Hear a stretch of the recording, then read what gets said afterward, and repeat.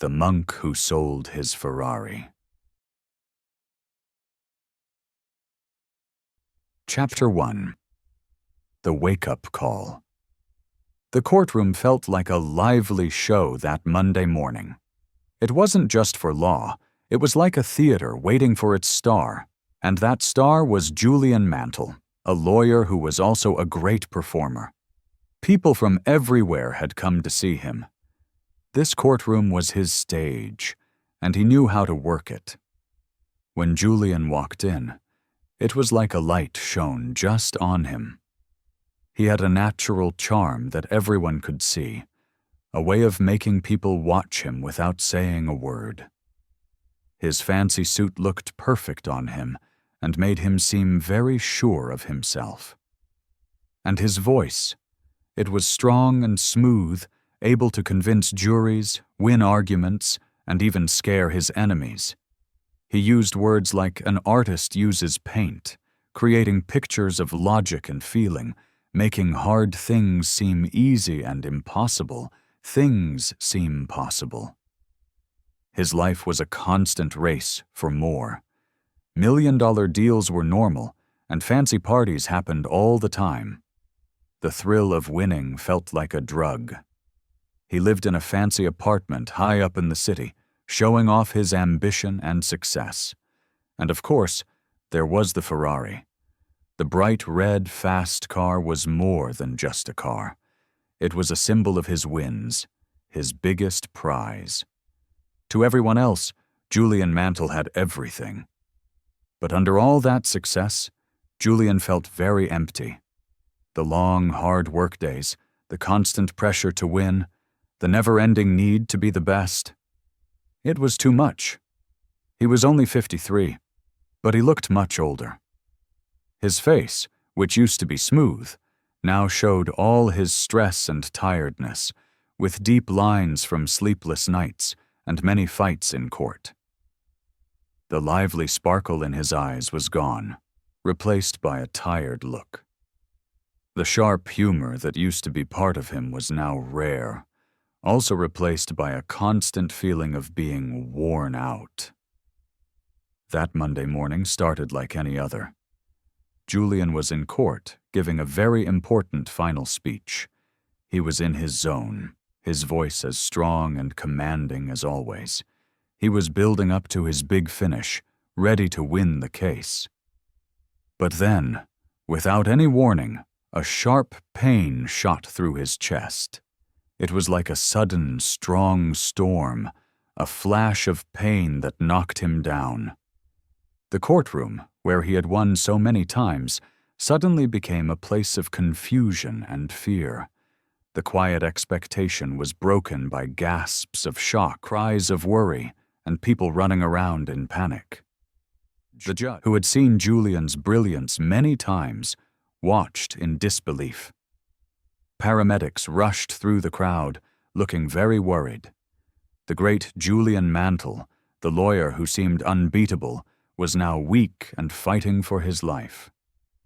In the cold, lonely hospital room, with the beeping of machines all around him, Julian faced his own death for the first time in a real way.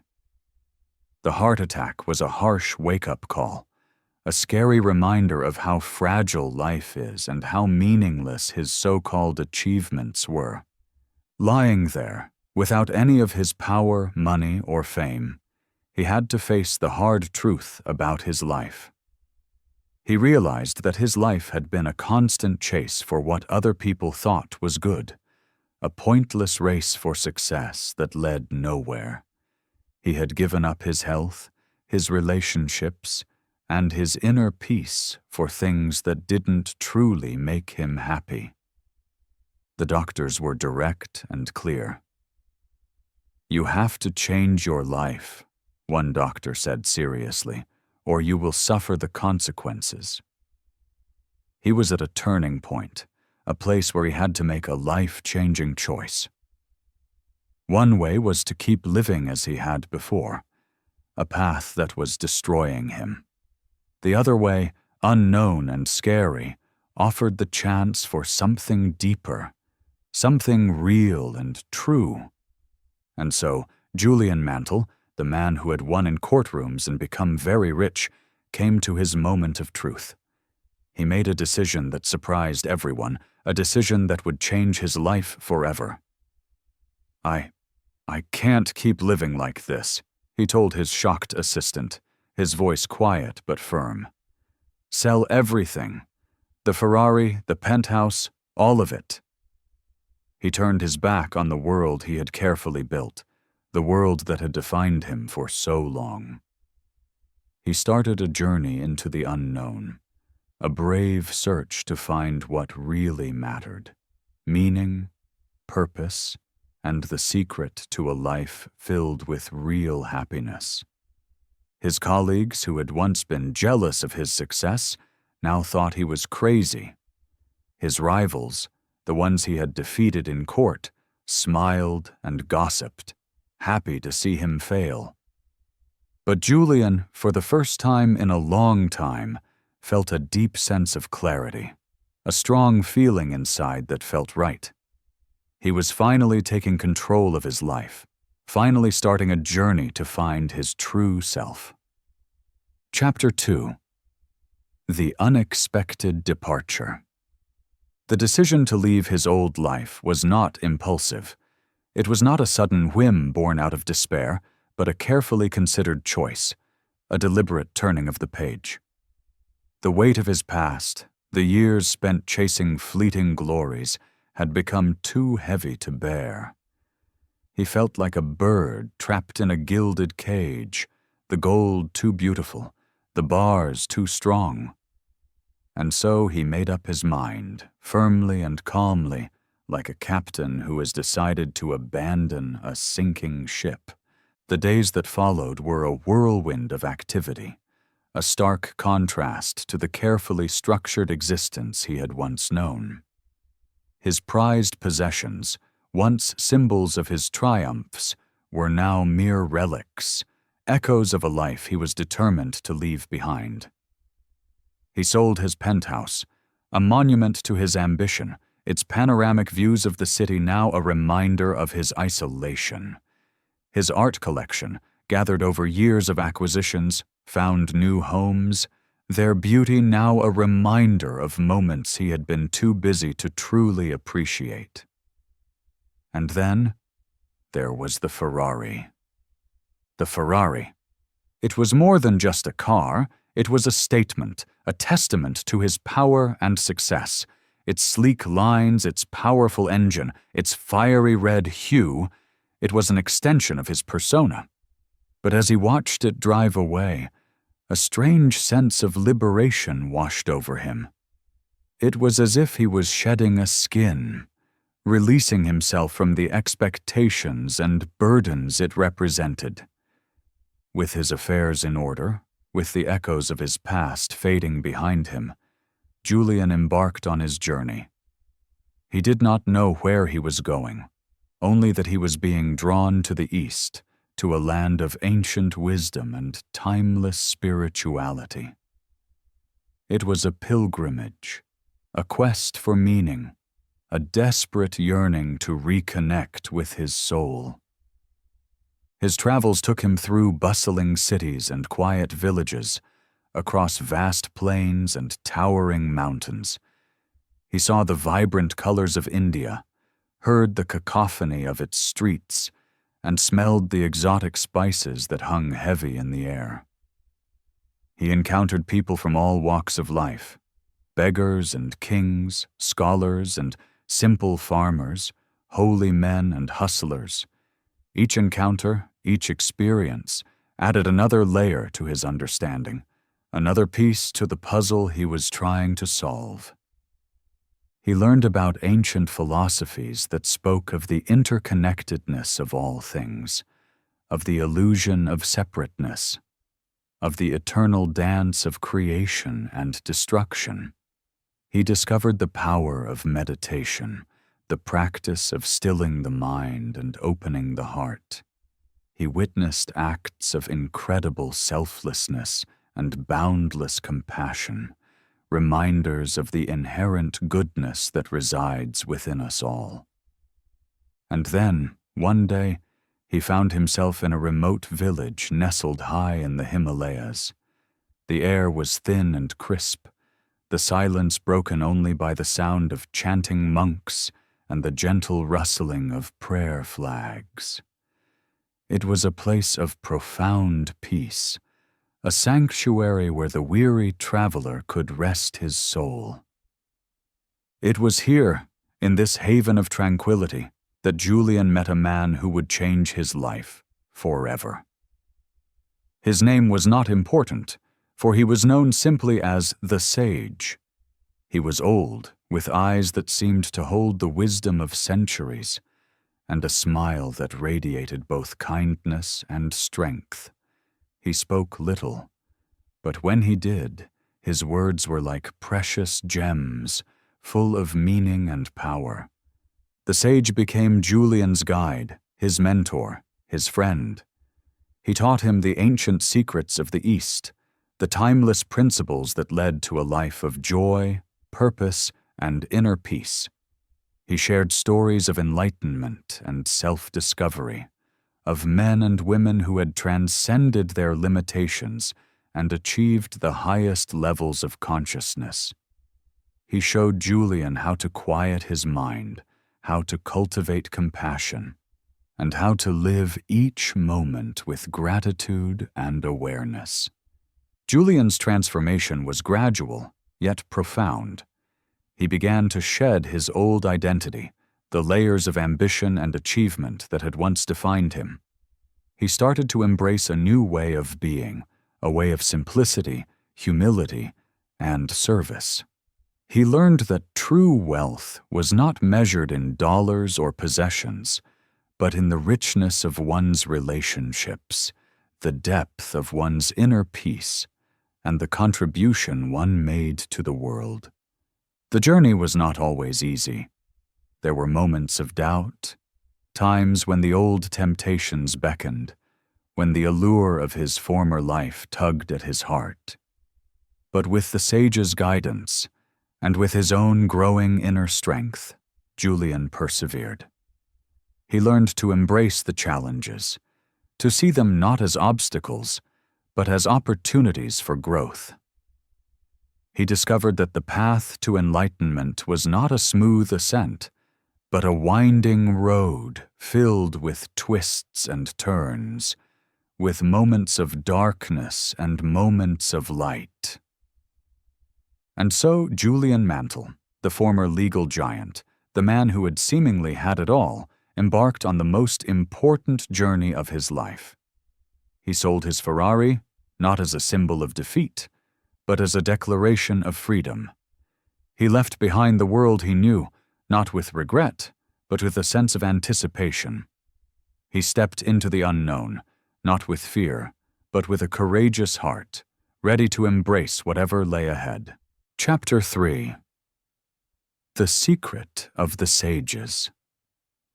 High in the mountains, where the air was so pure it felt like a divine breath, Julian found himself in a hidden village. It was a place untouched by time, where ancient wisdom flowed through the very stones. Here lived a group of monks, known as the Sages of Sivana. They had unlocked secrets to a life of boundless joy, incredible health, and lasting peace. The head of these monks, a man named Yogi Raman, became Julian's teacher. Yogi Raman's eyes sparkled with ancient knowledge, and his smile could calm the wildest storm. He welcomed Julian, not as a rich lawyer, but as a fellow seeker of truth. Yogi Raman began to share the sage's wisdom, a collection of ideas and practices passed down through generations. He spoke of the importance of the mind, calling it a garden that needed careful tending. "You cannot allow negative thoughts to take root," he said, "for they will poison the beautiful flowers of your potential." He introduced Julian to meditation, a way to quiet the mind's endless chatter and find the stillness within. At first, Julian struggled. His thoughts raced like wild horses, jumping from one worry to the next. But with Yogi Raman's patient guidance, he learned to focus, to let go of distractions, and to find moments of deep tranquility. The sages also taught Julian about the power of purpose. To live a truly fulfilling life, Yogi Raman explained, you must know your why. You must have a reason for being that is bigger than yourself. He encouraged Julian to reflect on his values, to identify his passions, and to define his personal mission. As Julian delved deeper into the sage's teachings, he began to understand that true success was not about what you got, but who you became. He learned about the importance of self-discipline, of making conscious choices that aligned with his highest goals. He discovered the transformative power of self-improvement, of constantly seeking to grow and evolve. Yogi Raman also emphasized the value of time. Time is your most precious gift, he said, and how you use it determines the quality of your life. He taught Julian how to manage his time effectively, how to focus on what truly mattered, and how to savor each moment as if it were his last. But perhaps the most profound lesson Julian learned from the sages was the importance of serving others. The greatest joy, Yogi Raman said, comes from contributing to the well-being of others. He encouraged Julian to find ways to use his talents and gifts to make a positive difference in the world. And so, surrounded by the wisdom of the sages, Julian underwent a profound transformation. He shed his old skin, releasing the limiting beliefs and habits that had held him back. He embraced a new way of being, one characterized by mindfulness, purpose, and compassion. He began to experience a sense of joy and peace that he had never known before, a joy that came not from external achievements, but from the depths of his own being. Chapter 4. The Magical Fable. To help Julian understand these powerful ideas, Yogi Raman told him a special story, a fable filled with vivid images and deep meanings. Imagine, he said, a beautiful garden. In the center of this garden stands a magnificent ancient tree, its branches reaching towards the sky like welcoming arms. At the base of this tree, Julian, you will see a powerful lighthouse, its beam cutting through any darkness and radiating a sense of hope and guidance. Now, listen closely. A robust and joyful sumo wrestler, weighing at least 900 pounds and wearing nothing but a small pink wire mesh robe, wanders into this peaceful garden. He is clearly lost and disoriented. As he stumbles through the flowers, he discovers a gleaming gold stopwatch lying on the path. He picks it up, curious, and as he examines it, he slips and falls on a set of 10 vibrant yellow roses that someone has carefully placed nearby. The impact of his fall causes the stopwatch to fly out of his hand. It lands near the lighthouse, and just as the beam of light touches it, the stopwatch bursts open, revealing thousands of sparkling diamonds. These diamonds scatter across the garden floor, catching the light and creating a dazzling display of brilliance.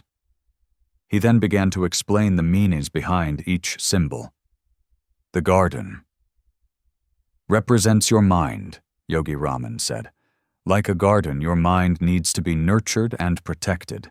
You must plant good seeds, positive thoughts, and weed out the negative ones. The lighthouse symbolizes purpose. A lighthouse guides ships and gives them direction. You must have a clear vision for your life, a purpose that guides your actions and gives you meaning. The sumo wrestler represents Kaizen, the principle of continuous improvement. Like a wrestler constantly training to become stronger, you must always strive to grow and improve yourself. the pink wire mesh robe. Represents discipline. Just as a cable is made of many small strands woven together, discipline is built through consistent habits and focused effort. The stopwatch symbolizes time. Time is your most precious resource, and you must use it wisely. Don't let it slip through your fingers. Make every moment count. The roses represent the importance of enjoying the journey. Take time to appreciate the beauty around you, to savor the simple pleasures, and to find joy in the present moment. The path of diamonds symbolizes the path to a fulfilling life. It is a path of joy, love, and inner peace, and it is available to anyone who is willing to follow these 7 principles. Julian listened intently, his mind racing with the implications of this simple yet profound story. He realized that these 7 secrets were not just abstract ideas. They were practical tools that he could use to transform his life. These images, Julian, Yogi Raman continued, his voice resonating with wisdom, are designed to be easily remembered, anchoring these powerful principles in your mind. As you reflect on the garden, the lighthouse, the wrestler, his robe, the stopwatch, the roses, and the dazzling diamonds, you will begin to internalize these truths. They are not merely a story, they are a map towards a more enlightened and successful way of living. And it is these very principles, he concluded, a gentle smile gracing his lips, that will form the bedrock of our further discussions, guiding you step by step towards reclaiming your life and discovering the profound joy that awaits. Chapter 5. The Power of the Mind. Yogi Raman began to teach Julian the first secret, how to master the mind. Your mind is the most powerful force in your life, he explained. It creates your reality. If you fill it with positive thoughts, you will experience a positive life. If you allow negative thoughts to take root, you will suffer. He introduced Julian to the concept of the inner garden. Imagine your mind as a beautiful garden, he said. You are the gardener, and your thoughts are the seeds. You have the power to choose which seeds to plant and which ones to pull out. Yogi Raman taught Julian several techniques for cultivating his inner garden. The Heart of the Rose. This meditation involved focusing on a rose, visualizing its beauty and fragrance, and using it as an anchor to stay present and focused. Opposition thinking. This technique involved challenging negative thoughts by consciously choosing to think positive ones instead. For every negative thought that entered his mind, Julian would find a positive thought to replace it. Watching your thoughts. This practice involved simply observing his thoughts without judgment, becoming aware of their patterns and tendencies, and learning to detach from them. Through consistent practice, Julian began to gain control over his mind. He learned to identify negative thoughts as soon as they arose, and to replace them with positive ones. He discovered the power of gratitude, focusing on the good things in his life, no matter how small. He also learned the importance of visualization, creating clear mental pictures of his goals and dreams. As Julian mastered his mind, he began to experience a profound shift in his reality. He felt more focused, more energized, and more at peace. He realized that his thoughts were not just fleeting visitors, they were the architects of his life. Chapter 6. The Gift of Purpose. The second secret that Yogi Raman shared with Julian was the importance of purpose. To live a truly fulfilling life, he said, you must have a clear purpose, a reason for being that is bigger than yourself. He explained that many people wander through life aimlessly, chasing after fleeting pleasures and external rewards without ever connecting with their true calling. They are like ships without a rudder, he said, drifting with the currents, never reaching their destination. Yogi Raman encouraged Julian to reflect on his values, to identify his passions, and to define his personal mission statement. What is truly important to you? He asked. What makes your heart sing? What unique gifts do you have to offer the world? He introduced Julian to the concept of the burning desire, a deep, passionate commitment to a specific goal or purpose. When you have a burning desire, he said, you tap into a powerful force that can move mountains. You become unstoppable. Yogi Raman also emphasized the importance of having a clear vision for the future. See your goals as if they have already been achieved, he advised. Feel the joy and satisfaction of reaching them. This will magnetize you towards them. As Julian connected with his purpose, he felt a renewed sense of passion and direction. He realized that his life had been lacking this essential ingredient, this guiding star that gave meaning to his every action. He vowed to live each day with intention, aligned with his highest values and his deepest aspirations. Chapter 7. The Art of Self-Discipline. The third important secret that Yogi Raman shared with Julian was the skill of self-discipline. Think of discipline as a bridge, Yogi Raman explained patiently, his eyes holding a deep wisdom. It connects what you think with what you do. It's the strength that allows you to follow through on your promises to yourself, even when it feels difficult. He likened self-discipline to a muscle that could become stronger with regular exercise. Just like lifting weights makes your arms stronger, he said, using your self-discipline makes it more powerful. Start with small acts of discipline, little challenges you can overcome, and slowly, step by step, you will build a strong capacity for it. Yogi Raman then introduced Julian to specific ways to grow his self-discipline. Willpower training. This involved consciously deciding to do things he might not feel like doing at the moment. These could be simple things, like waking up earlier than he felt necessary, sticking to the healthy eating plan the monks followed, or finishing tasks that were mentally challenging. Each time you choose to do what you know is right, even when it's hard, Yogi Raman explained, you are strengthening your willpower muscle. The power of no. This was about learning to refuse things that would distract him or tempt him away from what he truly wanted to achieve.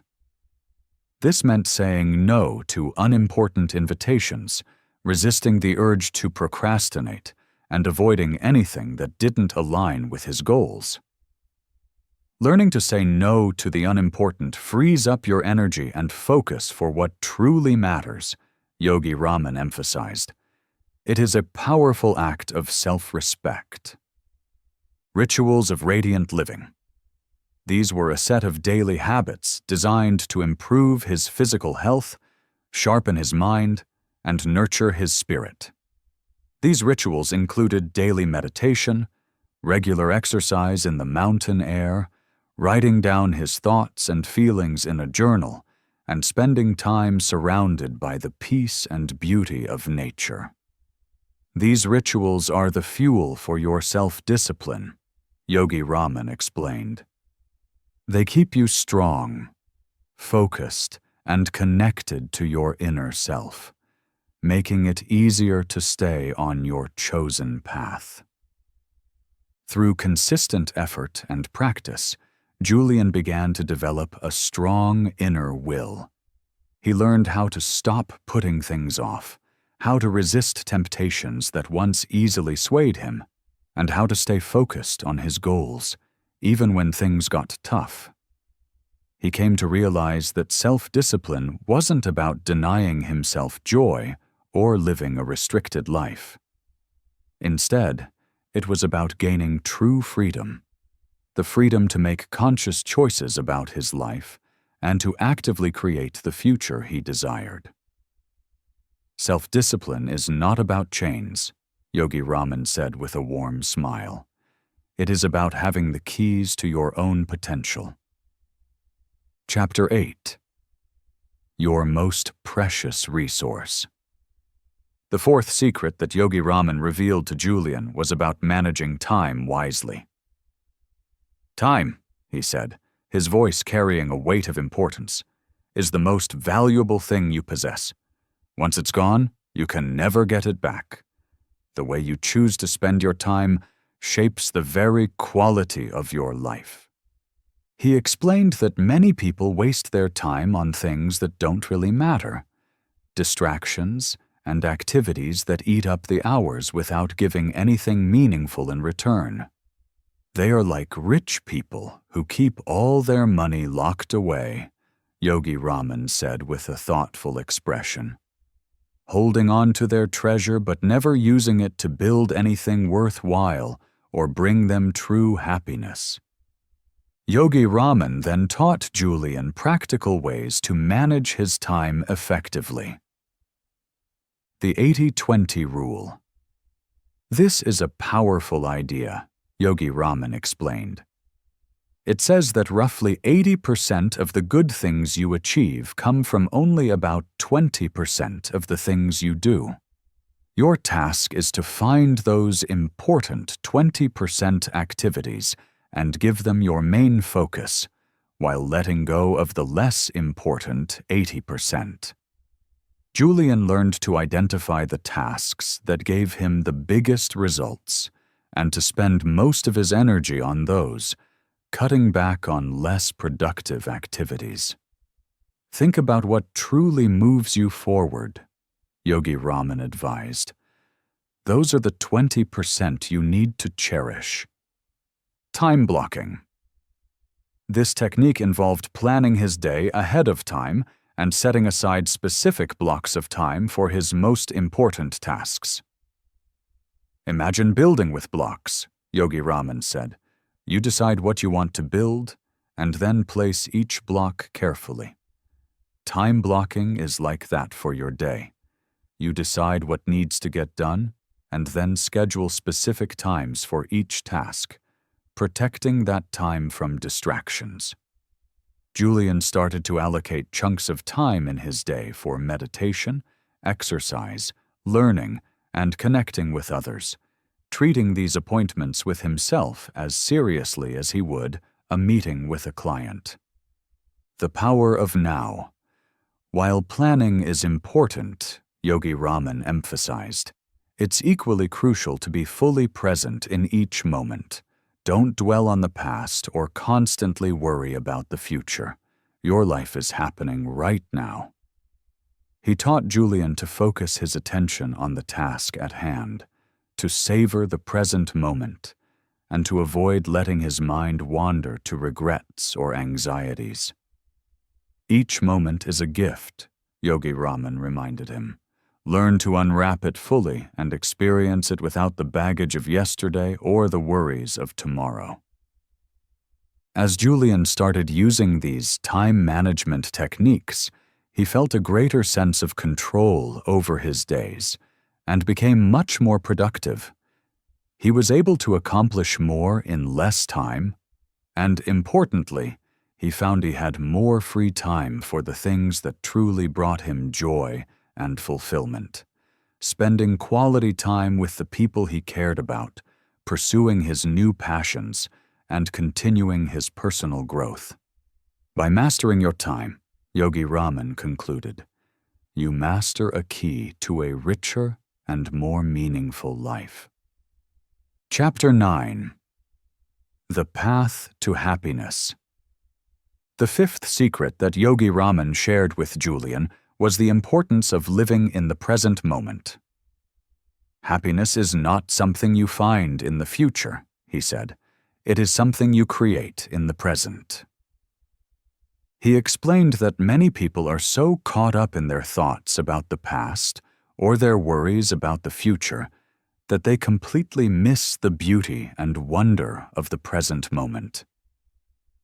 They are like sleepwalkers, he said, moving through life with their eyes closed, never fully experiencing the richness of each breath. Yogi Raman taught Julian how to cultivate mindfulness, the practice of paying attention to the present moment with openness and curiosity.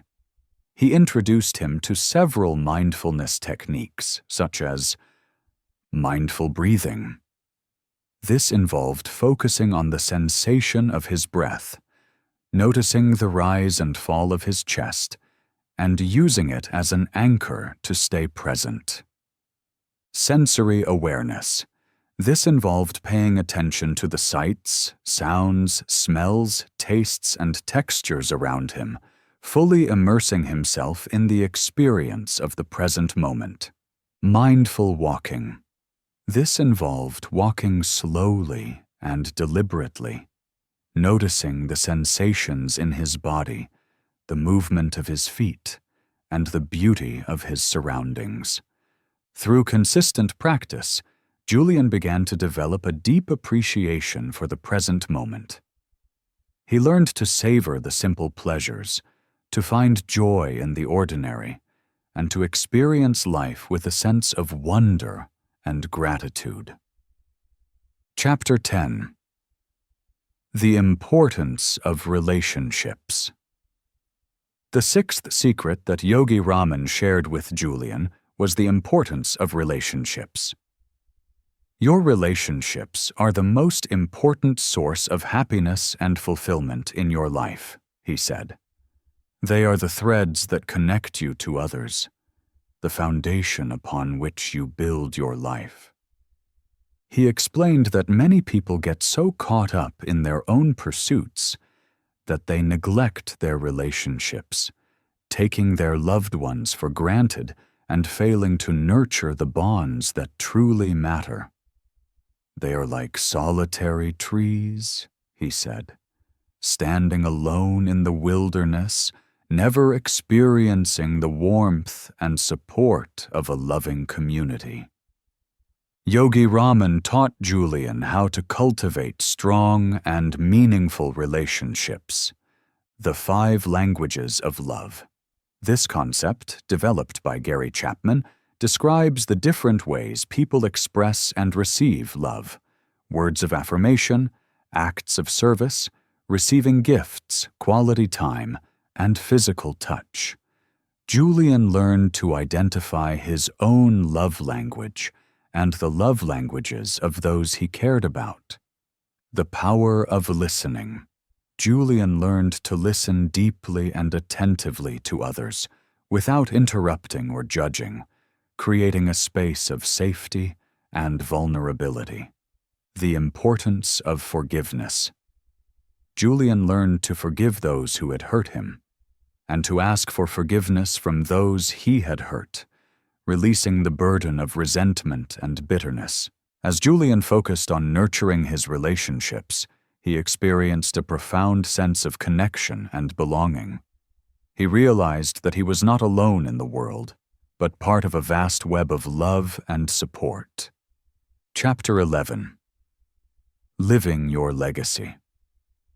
The 7th secret that Yogi Raman shared with Julian was the importance of living your legacy.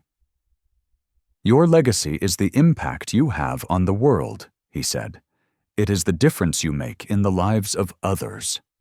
He explained that many people go through life without ever considering the kind of legacy they want to leave behind. They are like shooting stars, he said, flashing brightly for a moment but quickly fading away, leaving no lasting trace.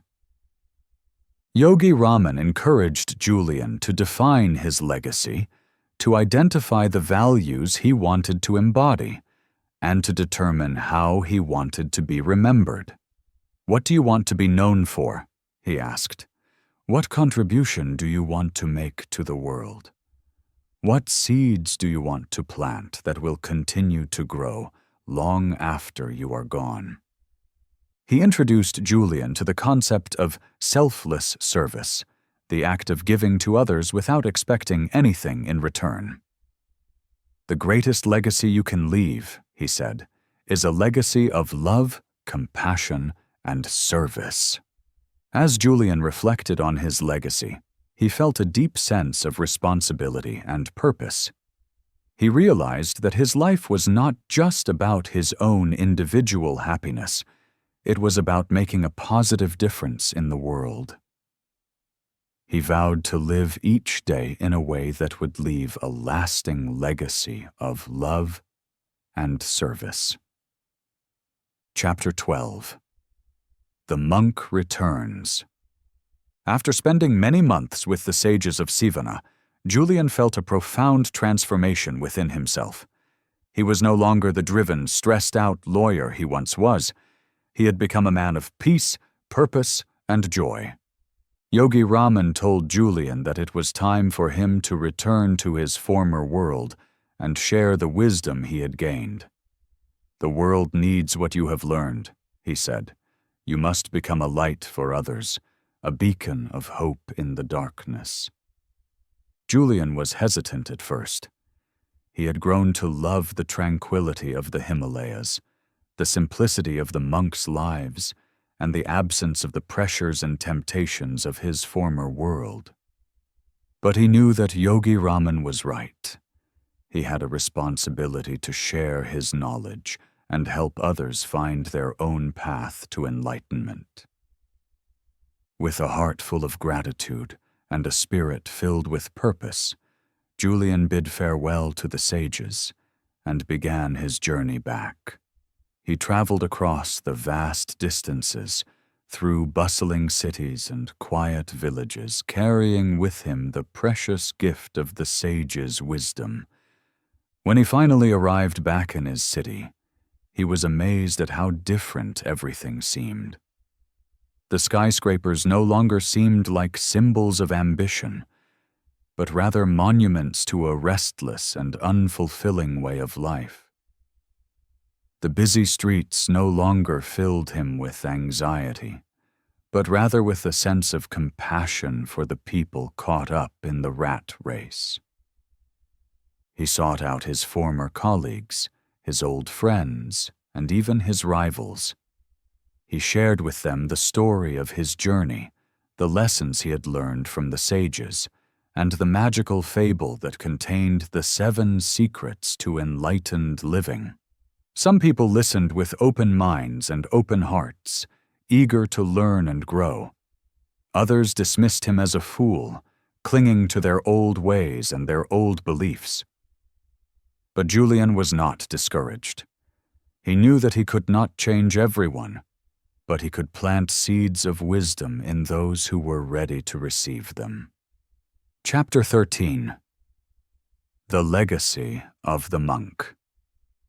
Years passed, like leaves falling gently from a tree, each carrying its own story.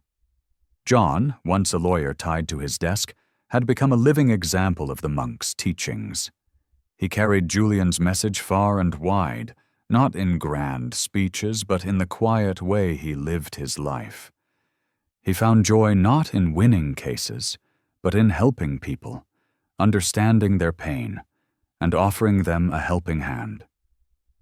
He discovered that true success wasn't about wealth, but about the love he shared and the lives he touched, the connections he made, and the kindness he spread. His days were filled with purpose, each moment a brushstroke on the canvas of his life, creating a masterpiece of meaning. And what of Julian? He continued his journey, seeking wisdom in every corner of the world, from bustling cities to remote mountain hermitages. He became a teacher, a guide, a friend to those who sought meaning, his words a lighthouse in their storms. His laughter was his trademark, his kindness a beacon, drawing people to him like moths to a flame. He lived fully, without regret, his heart open to the endless possibilities of each new day, embracing every experience as a precious gift. One evening, under a sky full of stars, John sat by a quiet river, its gentle flow a metaphor for the passage of time. He remembered Julian's words, not as instructions, but as a gentle whisper, a reminder of what truly mattered: love, compassion, and the courage to be oneself. He realized that the monk's greatest gift wasn't a set of rules, but a way of seeing the world, a shift in perspective that transformed the ordinary into the extraordinary. It was about finding the sacred in the everyday, the divine in the mundane. It was about living with passion, embracing change as a natural part of life, and understanding that every ending is also a beginning, a chance for renewal and growth. As the years turned into a lifetime, the story of the monk who sold his Ferrari became a legend, whispered in awe and reverence. It was told in quiet conversations, in bustling cities, and in peaceful villages, shared among friends, families, and strangers alike. It crossed borders and touched hearts, reminding people of the simple truth, often forgotten in the chaos of modern life. That life is not a race to be won, but a journey to be savored, a precious gift to be cherished. And so, the legacy of the monk lived on, not in books or monuments, but in the way people chose to live, in the choices they made, and the values they embraced. It was a legacy of love, of courage, of joy, a testament to the power of the human spirit. It was the legacy of a man who dared to let go of the superficial and embrace the essential, and in doing so, found himself and his true purpose. It was the legacy of a life lived fully, a story that continues to inspire us to this day, urging us to seek our own truth and live our own legend. In the end, the monk who sold his Ferrari asks a bold question. What if the life we're working so hard to build isn't the one that will truly make us happy? We chase success, money, and recognition. But sometimes, we forget to ask why. What are we really looking for? Is it peace, purpose, joy, connection? This book isn't just a story, it's a mirror. It invites us to slow down and take a real look at our lives. Are we truly living or just surviving? Are we following our hearts or just following the crowd? It reminds us that life isn't about having more, it's about being more present, more aware, more in tune with who we really are. So here's a question for you. What's one thing you truly want more of in your life? Drop your answer in the comments. Just one word. If you enjoyed the video, don't forget to give it a like, share it with your friends, and hit that subscribe button so you don't miss any future uploads. Thanks for watching, and I'll see you in the next one.